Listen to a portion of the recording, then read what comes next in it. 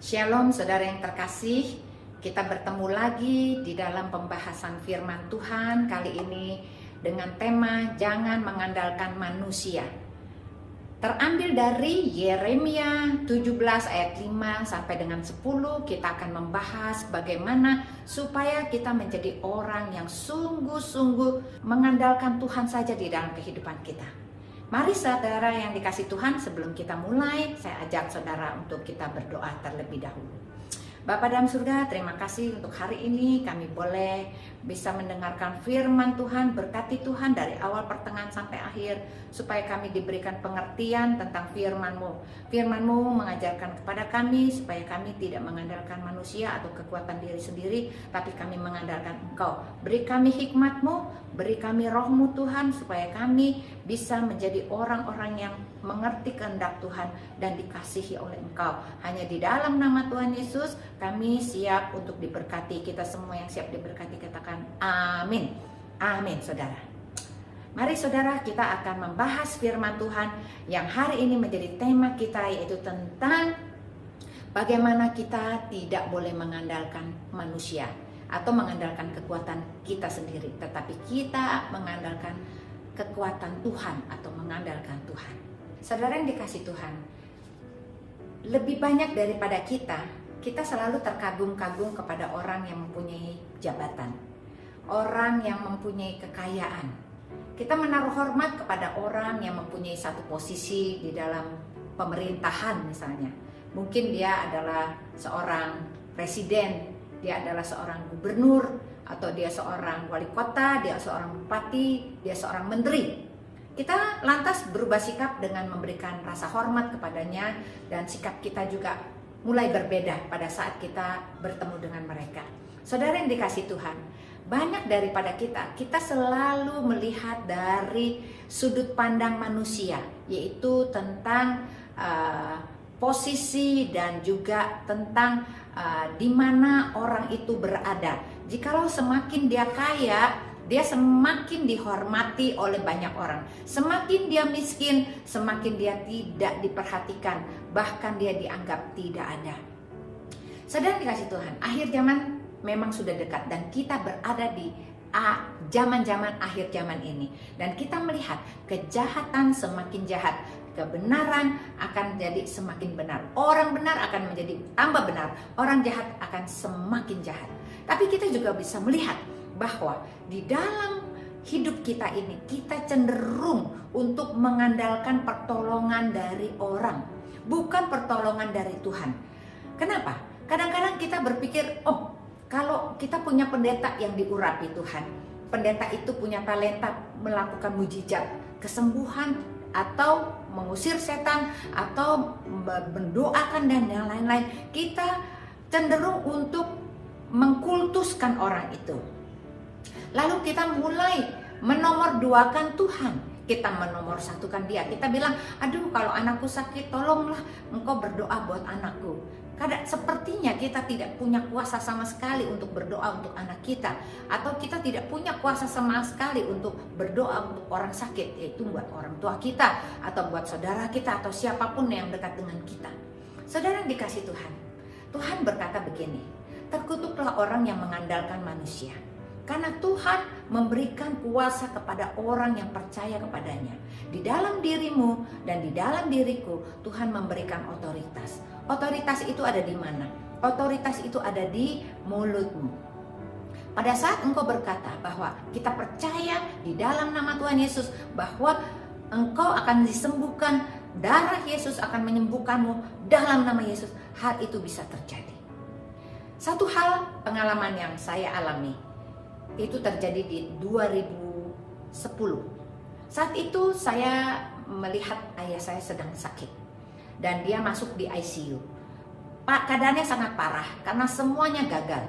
Ginjalnya gagal, jantungnya gagal, dia juga punya hatinya itu kena sirosis hati. Lalu kemudian masuklah papa saya ini ke ICU. Lalu saya berkata, Tuhan kalau boleh sembuhkanlah papa saya. Sembuhkanlah dia supaya papa saya ini bisa melihat anaknya, cucunya, yaitu anak saya menikah di bulan Desember. Ayah saya itu masuk rumah sakit Januari 2010. Anak saya menikah, yaitu cucunya akan menikah pada tanggal 4 Desember 2010. Saya meminta kepada Tuhan, saya berdoa di dalam nama Yesus. Tapi apa saudara yang dikasih Tuhan? Saya harus bertindak dengan iman. Saya harus melangkah, mengeksekusikan iman saya. Lalu saya pergi ke rumah sakit, saya bawa minyak urapan di tangan saya mulai berdoa. Saya masuk ke dalam ruang ICU, saya mulai mengurapi papa saya yang di dalam ruang ICU itu. Saya minyakin semua badan. Aku berdoa di dalam nama Yesus, ginjal akan bekerja dengan baik dalam nama Yesus. Kemudian saya berkata, hati, sirosis hati juga disembuhkan dalam nama Yesus. Seluruh organ-organnya saat ini sudah tidak bekerja, aku perintahkan bekerja di dalam nama Yesus. Dan saat itu sepertinya saya seperti orang gila. Karena apa? Karena saya mengeksekusikan percaya saya dengan meminyaki papa saya, dan saya menengking semua sakit penyakit yang ada di dalam papa saya. Papa saya bukan lagi muda, papa saya itu, ayah saya sudah berusia 80 tahun. Jadi memangnya sudah mungkin seharusnya sudah check out ya, sudah pergi ke surga. Tetapi saya ada permohonan kepada Tuhan untuk ayah saya ini melihat cucunya menikah sekali saja, karena ini adalah cucu pertama. Saudara yang dikasihi, itu adalah peperangan rohani yang luar biasa. Karena pada saat saya berdoa, terus berdoa buat ayah saya, kakak saya tidak setuju. Pada saat itu ayah saya dimasukin di dalam selang, dia di dalam masih dalam bentuk pertolongan ventilator, karena harus mengisap seluruh, dikasih oksigen, dan paru-parunya itu juga ada cairan. Kakak saya berkata begini, udahlah, jangan berdoa seperti itu. Ayah kita ini udah gak ada dayanya, semua sudah rusak. Memang seharusnya dia sudah dipanggil Tuhan. Saudara yang dikasih Tuhan, saat itu saya merasa sangat-sangat sedih. Hati saya sangat sedih dan pilu. Saya tidak berkata apa-apa, tapi saya teruskan, saya berdoa dengan tim yang mendukung saya di luar. Saya masuk sendiri ke dalam ruang ICU itu. Saya tetap meminta kepada Tuhan. Lalu apa yang terjadi? Yang terjadi adalah mujizat. Papa saya tiba-tiba bisa bergerak lagi. Kemudian dia bisa dicopot ventilatornya dan bisa masuk ke dalam ruangan biasa. Hal ini nggak mungkin karena dokter sudah memvonis papa saya. Bahkan kita seluruh keluarga disuruh kumpul untuk meeting, untuk mempersiapkan pemakaman daripada ayah saya. Hati saya sangat-sangat sedih, sangat sedih. Tetapi ada satu hal yang saya lakukan tidak dengan kata-kata. Saya berkata dalam hati saya dengan iman, saya pegang kaki ayah saya itu. Saya terus berdoa dan berdoa tanpa suara, tapi air mata saya itu bercucuran. Saya berkata secara personal dan pribadi kepada Tuhan Yesus. Saya bilang begini, Tuhan, ayah saya ini sakit keras, tapi aku percaya Engkau adalah pencipta langit dan bumi. Engkau adalah yang memiliki jiwa manusia. Kalau boleh ya Tuhan, kalau boleh, tolong Tuhan, perpanjang umur daripada papa saya, supaya dia bisa melihat cucunya menikah. Tuhan Yesus, aku percaya di dalam nama Yesus. Air mata saya terus bercucuran dan mengalir. Tapi Tuhan itu sangat baik. Pada saat saya percaya dan saya mengeksekusikan iman saya dengan meminyaki minyak urapan di badan papa saya itu, hal mujizat itu terjadi. Singkat cerita, papa saya pulang ke rumah, kita rawat di rumah, dan kemudian saya panggil dokter untuk ke rumah untuk datang seminggu sekali. Kemudian saya bikin jadwal 2 minggu sekali, kemudian saya bikin jadwal 3 minggu sekali, dan sebulan sekali.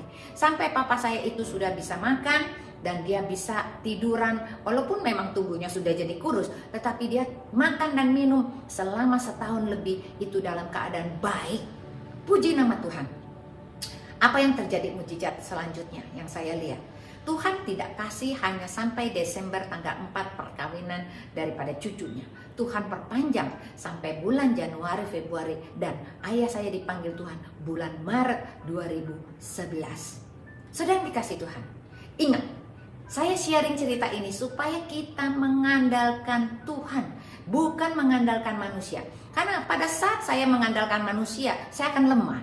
Karena dokternya berkata begini, bahwa ayah saya sudah tidak ada harapan, ayah saya sudah disiapkan untuk pemakaman. Ayah saya ini sudah divonis bahwa dia akan segera meninggal. Tapi saya tidak mau dengar yang namanya dokter yang hebat yang berkata demikian. Saya tidak akan mengandalkan manusia dalam hidup saya. Saya akan mengandalkan Tuhan dalam hidup saya. Oleh karena itu ini adalah cerita benar, cerita yang terjadi dalam kehidupan saya. Oleh karena itu dengarlah baik-baik bahwa firman yang kita akan baca saat ini itu adalah firman yang sungguh dan benar. Mari kita simak pembacaan firman kita ini. Mari. Beginilah firman Tuhan. Terkutuklah orang yang mengandalkan manusia, yang mengandalkan kekuatannya sendiri, dan yang hatinya menjauh daripada Tuhan. Ia akan seperti semak bulus di padang belantara. Ia tidak akan mengalami datangnya keadaan baik. Ia akan tinggal di tanah angus di padang gurun, di negeri padang asin yang tidak berpenduduk. Diberkatilah orang yang mengandalkan Tuhan, yang menaruh harapannya pada Tuhan. Ia akan seperti pohon yang ditanam di tepi air, yang merambat akar-akarnya ke tepi batang air, dan tidak akan mengalami datangnya panas terik, dan daunnya tetap hijau, dan tidak khawatir akan tahun kering, dan tidak berhenti menghasilkan buah. Betapa liciknya hati. Demikian licik daripada segala sesuatu. Hatinya sudah membatu. Siapakah yang dapat mengetahuinya? Aku Tuhan yang menyelidiki hati, yang menguji batin untuk memberi balasan kepada setiap orang setimpal dengan langkahnya, setimpal dengan hasil perbuatannya. Saudara dikasih Tuhan, firman Tuhan mengatakan, terkutuklah orang yang mengandalkan manusia. Karena apa? Dia akan selalu kekeringan, hidupnya kering, putus asa, hidupnya gelap, ada di padang asin yang tempatnya gersang. Tuhan tidak akan menyertai orang yang tidak mau percaya kepada Tuhan. Tuhan tidak akan bisa menyertai orang yang mengandalkan kekuatannya sendiri. Dia merasa dirinya pintar, yang merasa dirinya kuat, yang merasa dirinya hebat. Saudara yang dikasih Tuhan, sehebat-hebatnya orang, semua orang pasti akan binasa. Semua orang yang hidup pasti akan mati. Orang yang mati akan kembali menjadi debu. Sehebat-hebatnya orang, mereka harus punya batasan usia. Oleh karena itu, marilah kita bijaksana. Hidup kita sangat sebentar. Kalau usiamu engkau hitung berapa? Tuhan berkata bahwa rata-rata orang hidup adalah 70 tahun. Kalau engkau kurangin dengan usiamu, tinggal berapa tahun lagi engkau hidup. Kalau dia diberkati Tuhan, dia akan mencapai 80 seperti ayah saya. Atau diberkati Tuhan lebih lagi, dia akan mencapai 90 atau bahkan ada yang 100. Tetapi itu kita tidak akan pernah tahu, karena umur itu ada di tangan Tuhan. Usia kita di tangan Tuhan. Tidak peduli engkau baik, engkau jahat, Tuhan sudah sediakan waktu yang terbaik untuk kita semua, supaya kita itu berhati-hati, supaya itu kita bersiap-siap senantiasa, seakan-akan besok kita akan dipanggil Tuhan. Itu adalah orang yang bijaksana, orang yang tahu bahwa hidupnya hanya sementara. Dia akan prepare, dia akan bersiap-siap. Setiap hari dia akan berkata baik, setiap hari dia akan berpikir baik, setiap hari dia akan menguduskan tangannya, dia akan menguduskan kakinya, dia akan melangkah di jalan-jalan yang benar. Ini adalah orang yang dikasihi oleh Tuhan. Oleh karena itu, hendaklah kita sama-sama sehati dan sepikir dengan pikiran Kristus Yesus, supaya kita selalu berada di jalan yang benar. Diberkatilah orang yang mengandalkan Tuhan. Saya adalah orang yang diberkati karena saya mengandalkan Tuhan. Saya menerima mujizat dari kesembuhan daripada ayah saya yang bisa bertahan dalam ruang ICU, bisa bertahan 1 tahun lebih. Itu adalah hal yang mujizat yang luar biasa. Lalu saya mengalami apa? Saya mengalami kekuatan seperti pohon yang berada di tepi aliran air, yang mengambil air dan tidak akan pernah kering, menghasilkan buahnya setiap kali. Apakah kita punya hidup sudah banyak berbuah-buah roh? Apakah hidupmu itu banyak berbuah, berbuah kebaikan, berbuah di dalam segala sesuatu, dalam perbuatan baikmu, berbuah di dalam ketekunanmu mencari firman Tuhan, berbuah di dalam pelayananmu yang tidak akan pernah surut-surutnya, bahkan kalau semakin hari semakin semangat kepada Tuhan. Engkau berbuah-buah roh yang selalu mengasihi Tuhan, makin hari makin mengasihi, dan kita mengasihi sesama kita makin hari makin mengasihi. Tidak lagi berfokus kepada diri sendiri, tetapi berfokus kepada Tuhan. Itulah yang dimaksud dengan buah-buah roh. Kalau buah-buah roh ini belum engkau dapatkan, mari hari ini kita ditegur oleh Tuhan bahwa kita akan terkutuk kalau kita mengandalkan manusia atau kita mengandalkan kekuatan kita sendiri. Tetapi kita diberkati kalau kita mengandalkan Tuhan. Kita selalu diberkati dengan aliran-aliran air kudus, aliran-aliran air kudus dari Tuhan, dari Allah Bapa, dari surga turun kepada kita yang membasahi kita setiap hari, sehingga hatimu itu selalu fresh. Engkau memberikan satu yang segar kepada keluargamu, kepada suamimu, kepada istrimu, kepada anakmu, kepada cucumu, kepada orang tuamu, kepada besanmu, kepada saudara-saudara iparmu. Engkau memberikan atmosfer yang ceria, atmosfer yang senang, yang menyenangkan orang lain. Ini yang Tuhan mau, bahwa kita akhir-akhir zaman ini kita mulai berfokus hanya kepada Tuhan saja. Kita mulai melakukan perbuatan-perbuatan apa yang Tuhan Yesus dulu lakukan. Dia banyak melakukan mujizat, dia banyak berdoa buat orang-orang. Tetapi kita juga harus dibangun imannya supaya kita juga menjadi pelaksana-pelaksana yang baik. Jikalau engkau sudah terima firman di dalam hidupmu dan kau tahu bahwa Yesus ada di dalammu, jangan lagi engkau ragu-ragu. Engkau bisa berdoa buat orang sakit, dan orang sakit itu Tuhan akan berikan mujizat, disembuhkan. Engkau mulai mengeksekusikan imanmu. Engkau mulai banyak-banyak melakukannya. Engkau bernubuat, engkau perkatakan yang bagus untuk keluargamu, untuk suamimu, untuk anak-anakmu, untuk mertuamu, untuk orang tuamu, untuk siapapun. Atau engkau bernubuat yang baik untuk orang yang menyusahkan hidupmu, supaya orang itu berubah. Maka Tuhan yang adalah Roh Kudus itu akan membantumu di dalam segala sesuatu, supaya apa yang kau harapkan itu bisa terjadi. Tuhan itu baik, Tuhan itu setia, Tuhan itu kudus, dan Dia adalah pelaksana yang luar biasa. Jikalau permohonan kita sesuai dengan rencana Tuhan, maka tidak akan ditunda, tidak akan dilama-lama. Tuhan akan berikan apa yang kita doakan, apa yang kita mau Tuhan kasih. Oleh karena itu, saudara yang dikasih Tuhan, kita adalah orang-orang yang beruntung. Kita dikatakan kita adalah warga negara kerajaan surga.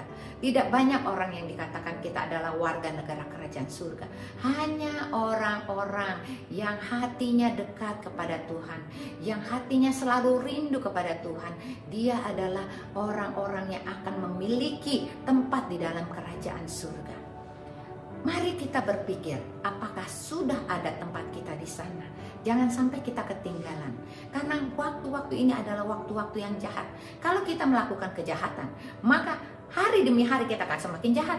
Tetapi kalau kita melakukan kebaikan dan kebenaran, makin hari kita makin benar. Oleh karena ini adalah waktu yang sangat krusial, waktu yang menentukan kehidupanmu dan kehidupanku. Apakah kita semua akan masuk surga? Dimulai dari hari ini, dari kehidupanmu, dari tata caramu berbicara, caramu berpikir, caramu bertindak, itu semua akan Tuhan perhitungkan di dalam kehidupanmu.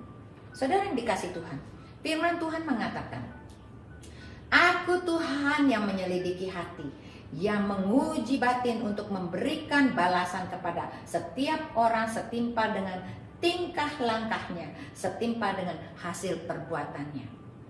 Tuhan menyelidiki hatimu, Tuhan menguji batinmu.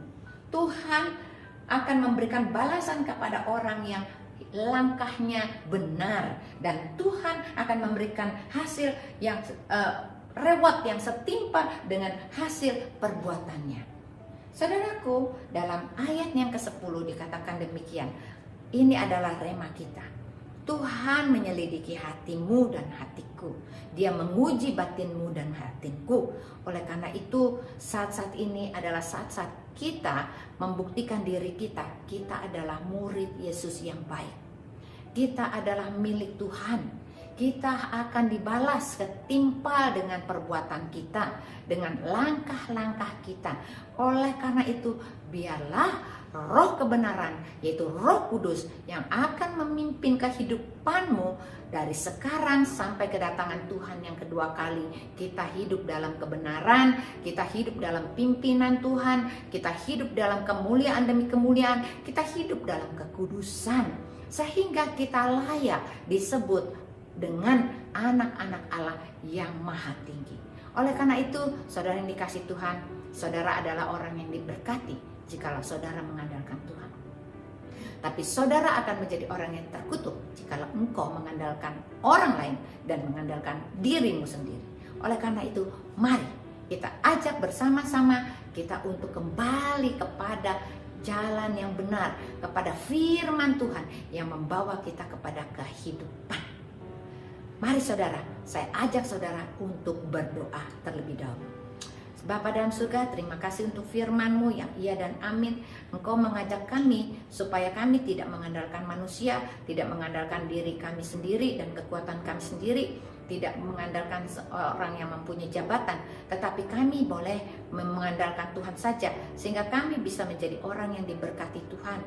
Kami mau Tuhan untuk hidup di dalam kesetiaan kepadamu.